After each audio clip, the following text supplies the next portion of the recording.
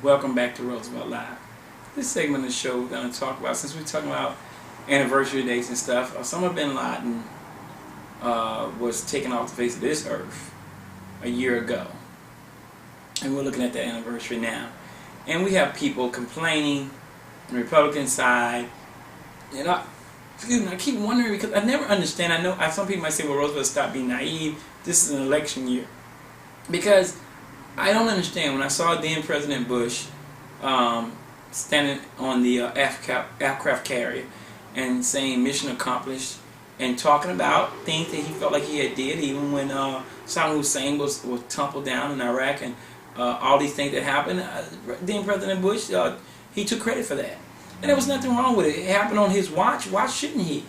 Now the president is talking about Osama bin Laden, and all of a sudden we got these people that are complaining, saying that he's politicizing it. I don't understand, because if President Obama would have said, okay, go ahead, and if that mission would have turned out bad, there would have been nobody saying that he should share the problem with President Bush. No one would be saying that he is not him by himself then, but when whatever happens on your watch, it's on you. That's just the way it is. Whatever happens on the president's watch is on him. Obviously Osama bin Laden was taken out on the president's watch, so it's on his watch. If they would have went after Osama bin Laden and things would have went bad and SEAL Team 6 would have not survived, nobody from the Republican side would have had said, well, let's share in the blame. Then you can't share in the credit. It makes no sense. It's ridiculous for people to be saying this. And Mitt Romney made it clear that he didn't think we should move heaven and earth and spend all that money, go after one person.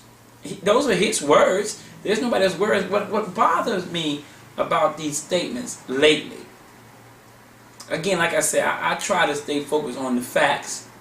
And the fact of the matter is, I heard someone say the other day that the president somehow had questioned Mitt Romney's patriotism, and that they felt that that was wrong.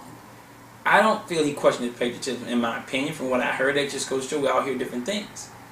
I heard him say there's some people would have done things differently, and if you want to talk to them about it, and he took them at their word. Of course, he's speaking of Mitt Romney in his speech, that he had said he didn't think moving heaven and earth and spending the amount of money that would be necessary to spend to go after one guy. He said that. Those were his words. Somebody misquoted or miswrote them. I don't know. Those are his words. The point of the matter is that I think it's, when they say, let me see how can I put this. When they say, oh, the president seems to be questioning his patriotism and they don't like that and that's wrong. Well, let me tell you something. Clearly, okay, let's keep things real, like I always say. Clearly, Mitt Romney has made these speeches repeatedly. Stuff like, the president doesn't understand America. Well, why wouldn't he understand America? Is he not from America? Maybe that's that little undertone. He's trying to suggest something about the president. He said the president doesn't understand the American people. Well, why wouldn't he understand the American people? Is he not from America? Is that what Mitt Romney saying? Because that's what it sounds like he's saying to me. When he says things like, use the word socialist or in conjunction with somehow with President Obama's name. Or say something like, this is not Europe and this and the other. He's making these statements and these little covert statements where he's trying to draw some line between the president not being a citizen of the United States of America, and that's the reason why he keeps saying he doesn't understand America, he doesn't understand the American people. And so I think that's more of an insult to me personally than to say he's questioning his patriotism. So what? If you don't want your patriotism questioned, then don't question the president being from America. Because that's what you're saying. You maybe get you some surrogates and let them say it for him. But that's what he's saying. Let's keep it real, people. Let's be honest. The election is about the economy. The election is about which way this country is going. The election is about people the war on women. Why do I say that? Because again, let's be real. The first mention of war that I heard was when the Republicans mentioned the president had a war on religion. But once again, people are making statements. Do they think that in the age of the television and the internet that we don't remember these statements? They made the statement. The president was waging war on religion, they said. Okay? So then, all of a sudden, when the Democrats came out and said, "What's a war on women?" Oh, well, they sent us a war on women. They need to stop saying it. Well, then listen, I clearly remember and have it on video actually back at home where they said the president was waging war on religion. See, I think these things are ridiculous because it's things to try to deflect our attention off of things that matters. The economy does matter. It will matter, and it always will matter. And if you, like most of us in this country, that has suffered some painfulness of this economy, whether you lost your job, your home, your business, your medical insurance, you've lost something. It ain't many people out here can say that they're doing good in the midst of this terrible, terrible economy that's slowly coming up out of this recession. I know I started off with the Osama bin Laden thing. I'm always moving on to another subject there. But it's not much to say about it other than the America and the rest of the world is better off without this tyrant out there that orchestrated attacks on innocent Americans in 2001, and 3,000 some people lost their lives. It's one thing to attack the military, though I wouldn't like it either, but to attack innocent people, civilians, on purpose? No, I think all Americans was upset. I know I was highly upset. I remember watching in my office when I was at another location. I remember receiving a phone call from a friend that says, "Hey, you got your television on? One of the Twin Towers, a plane crashed into it." And I remember turning the television on and seeing one of the Twin Towers on fire. And as I was watching it, I saw this plane coming around like a U-turn. I know it wasn't a U-turn, but it was curving. And I remember thinking, that plane is going to hit that building. Then that means two planes hit the building. It can't be accidental. It has to be on purpose. Some bin Laden, the America and other countries, no matter where we at, we're better off with Osama bin Laden not being on this earth anymore. Whatever you believe about life after death is up to you, but he's not here to ruin anybody else's lives, and that's a fact. But moving back to what I was saying earlier, when asked Mitt Romney about the call that the president made to send the SEAL Team 6 in and to attempt to take out Osama bin Laden, he said even Jimmy Carter would have made that call. I don't know. That's, once again, don't avoid the question. Someone's asking you a question. Why don't you answer the question directly instead of dragging a president that's been removed some well, not 5, 6, but quite a minute presidents ago, good amount of presidents ago actually. Jimmy Carter was there in 1976.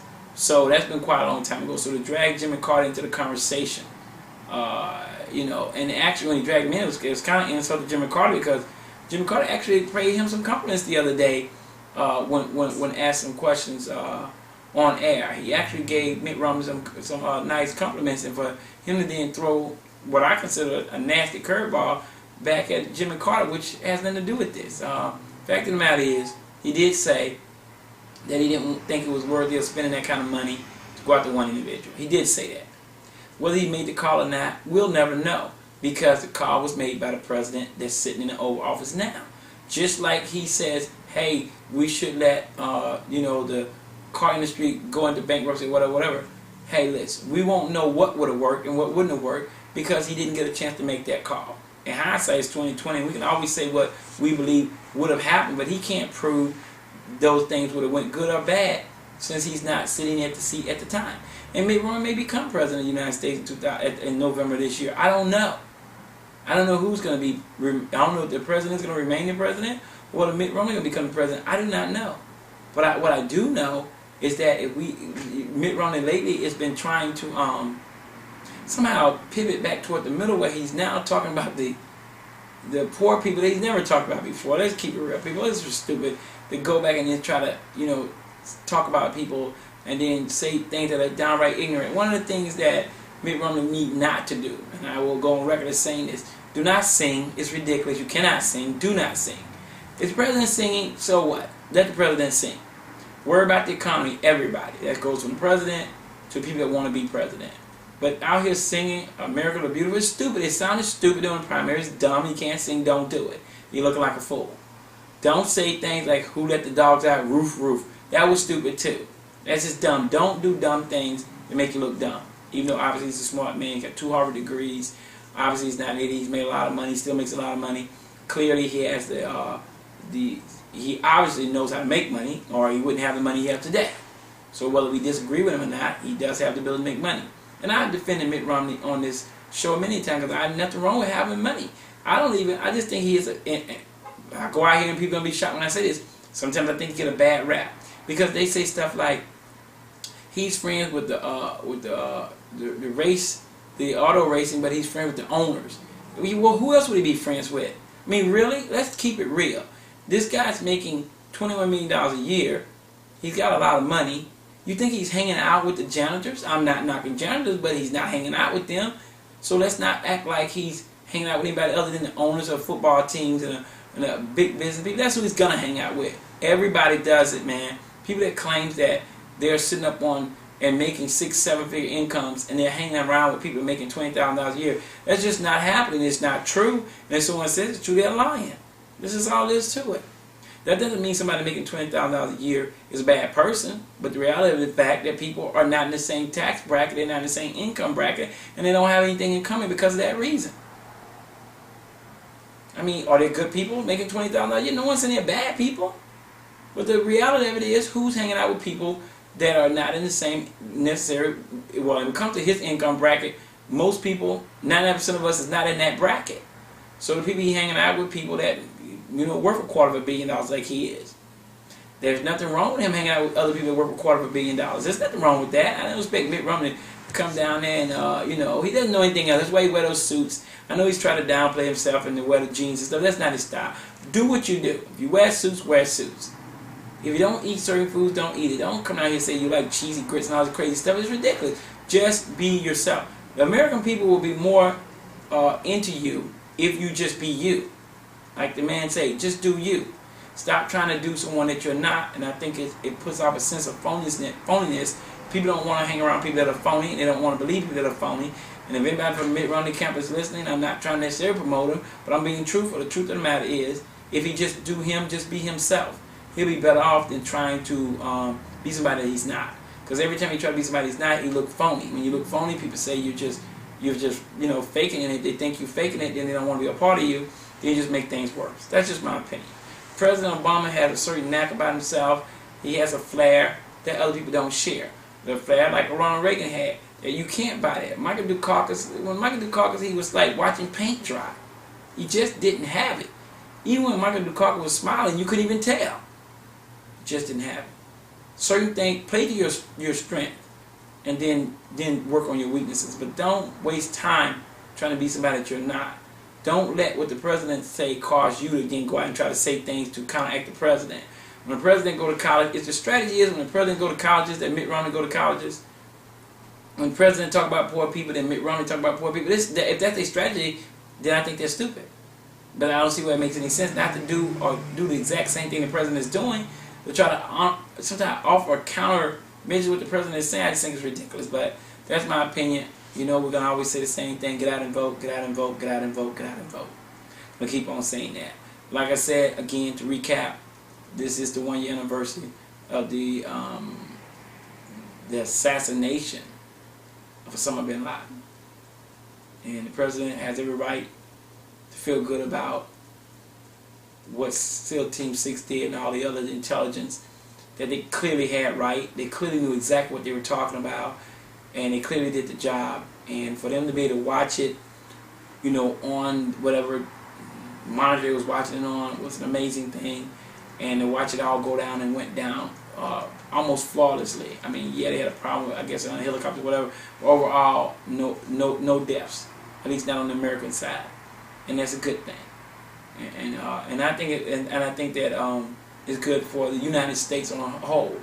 And for anybody out there that don't like it, I'm gonna be honest with you, I listen a lot to John McCain talking. John McCain was a war POW, or wasn't POW, but he was a prisoner of war, which POW, because he was a prisoner of war, and so he's been there, but it's been a long time, and he lost any credibility that he had with me when he picked Sarah Palin, in my opinion.